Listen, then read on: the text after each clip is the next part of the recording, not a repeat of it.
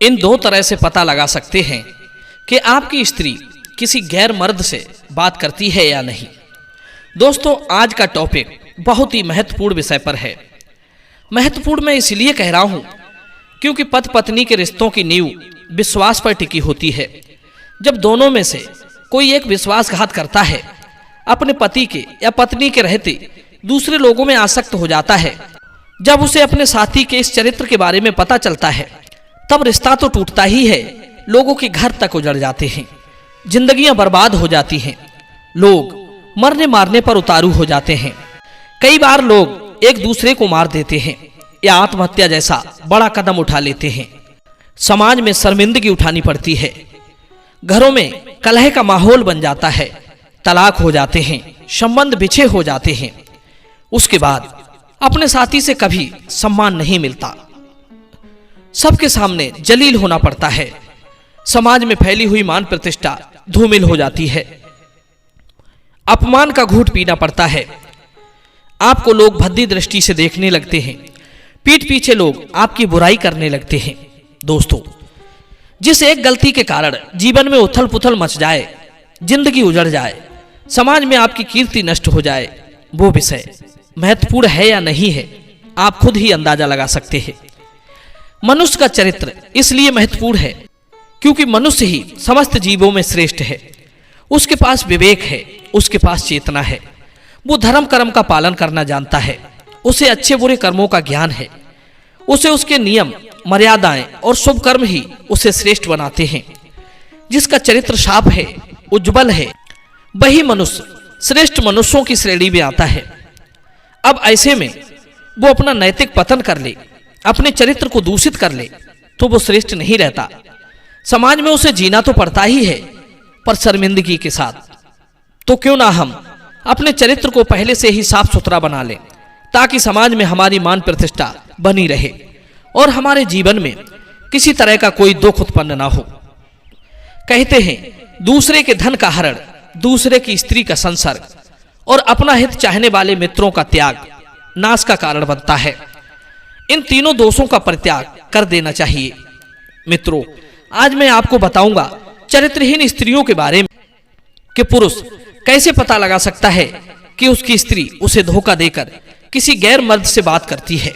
तो दोस्तों, बने रहिए हमारे साथ इस वीडियो में, वीडियो की समाप्ति तक। मित्रों, जो स्त्री पुरुष चरित्रहीन होते हैं, वे हमेशा अन्य स्त्री पुरुषों में लिप्त रहते हैं, भले ही वे पहले से विवाहित क्यों ना हो। उनका मन दूसरे पुरुषों की ओर भागता रहता है और इसके लिए उन्हें समाज की मान प्रतिष्ठा की कोई परवाह नहीं रहती। वे वासना के या लालच के भंवर जाल में ऐसे उलझ जाते हैं कि उसके लिए वे कुछ भी करने को तैयार रहते हैं। उन्हें ना तो अपने परिवार की चिंता रहती है, न बच्चों की, न इज्जत की चिंता रहती है, न मान मर्यादा की। लोग उनके बारे में कैसी हीन बातें करते हैं, उन्हें इस बात का भी कोई फर्क नहीं पड़ता। उनकी स्थिति ठीक वैसी ही बन जाती है जैसे किसी धन के लोभी को धन ही धन दिखाई देता है। वैसे ही चरित्रहीन स्त्रियों को या चरित्रहीन पुरुषों को सिर्फ दूसरे स्त्री पुरुष ही दिखाई देते हैं। उनका मन सदैव पर पुरुषों में रमता रहता है। ऐसी लक्षणों वाली स्त्रियों को ही चरित्रहीन कहा जाता है। सुशील स्त्रियों के लिए उनका चरित्र ही सबसे महत्वपूर्ण होता है। वे अपने चरित्र को सुरक्षित रखने के लिए हजारों नियमों का पालन करती हैं, लोक लाज की फिक्र करती हैं, परिवार की चिंता करती हैं। स्त्री के लिए उसका पतिव्रत धर्म ही उसकी सबसे बड़ी पूंजी है। यदि उसने उसे भी गवा दिया तो उसके पास कुछ नहीं बचता। इसी तरह पुरुषों को अपने चरित्र को बनाकर रखना चाहिए। जो पुरुष अनेक स्त्रियों में प्रवृत्त रहते हैं, उनका जीवन निश्चित रूप से पशु वृत्ति वाला होता है और अगले जन्म में उन्हें पशु ही बनना पड़ता है। एक स्त्री जो अपनी मर्यादा को लांघकर बुरे रास्ते पर आगे बढ़ जाती है, उसे समाज में अच्छी नजरों से नहीं देखा जाता। चरित्रहीन स्त्री पुरुषों के साथ रहने वाले लोग भले ही सज्जन हों, शुद्ध चरित्र हों, फिर भी उन्हें लोग बुरी दृष्टि से ही देखते हैं। इसलिए ऐसे लोगों का संग साथ करने से दूर रहें। एक स्त्री जब गलत मार्ग पर चलने लगती है तो उससे जुड़े सभी सगे संबंधी, हितु रिश्तेदार भी बदनाम होने लगते हैं। यदि किसी को पता चल जाए कि ये स्त्री चरित्र की ठीक नहीं है तो लोग उससे या उसके परिवार में विवाह संबंध करने से कतराते हैं। मित्रों, अब सवाल ये है कि हम कैसे पता करें कि हमारी स्त्री या पुरुष हमें धोखा देकर दूसरे लोगों से बात कर रहा है।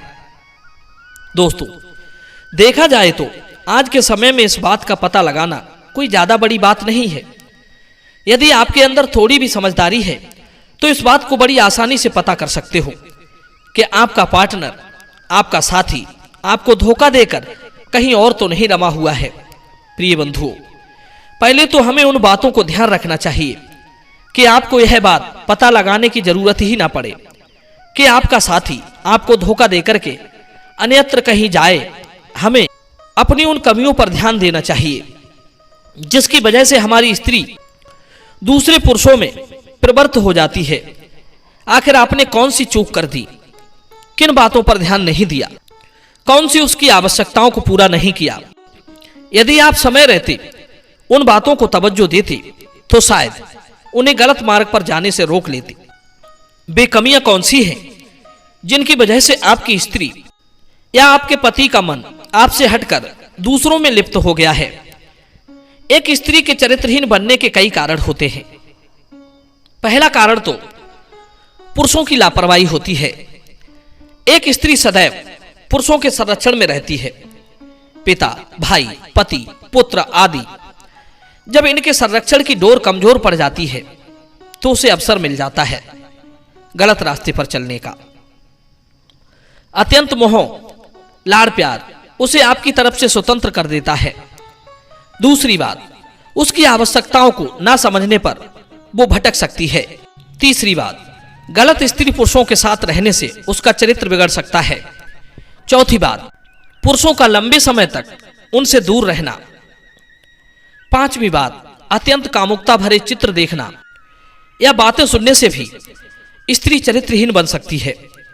छठवीं बात, पुरुष की ओर से स्त्री के प्रति किया गया कड़वा आचरण उसे आपसे दूर कर सकता है।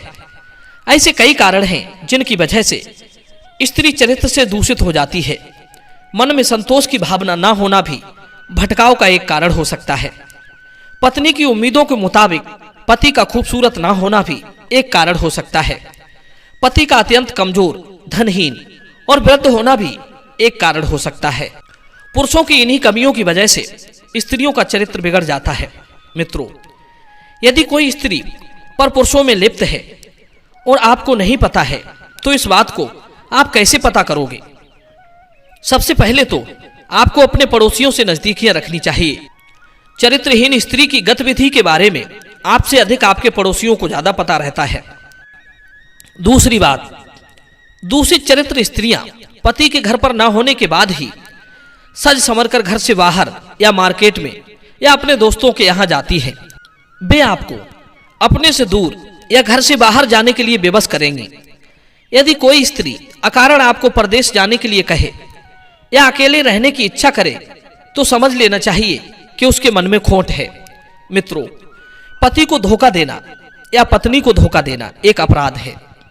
ये बात उन लोगों को समझ लेनी चाहिए। किसी की भावनाओं के साथ खिलवाड़ करना जघन्य अपराध है, इसलिए धोखा देने से बचें।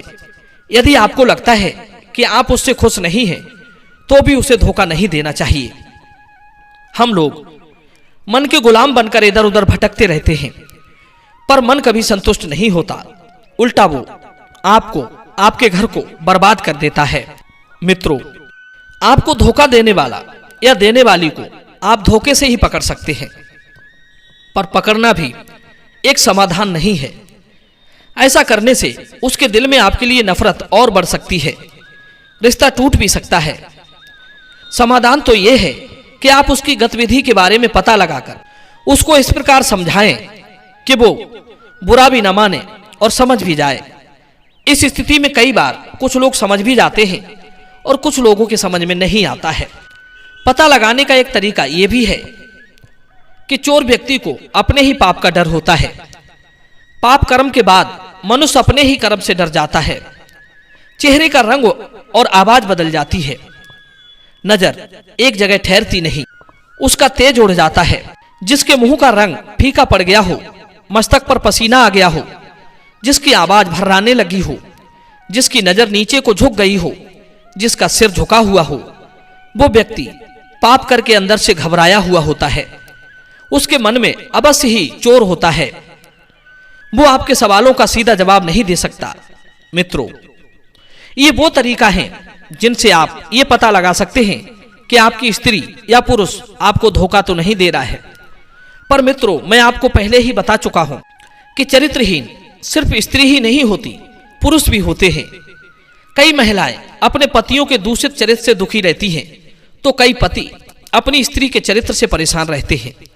वे ये सोचते ही नहीं कि पल भर के सुख के लिए अपने जीवन को बद से बदतर बना देते हैं, अपने परिवार की इज्जत को, मान मर्यादा को धूमिल कर देते हैं। तो मित्रों, मुझे उम्मीद है कि आप इन विचारों पर जरूर गौर करेंगे और अपने अंदर सुधार का प्रयास करेंगे। तो चलिए चलते हैं और मिलते हैं अगली वीडियो में एक नए टॉपिक के साथ। आप सभी का बहुत बहुत धन्यवाद। जय श्री कृष्ण।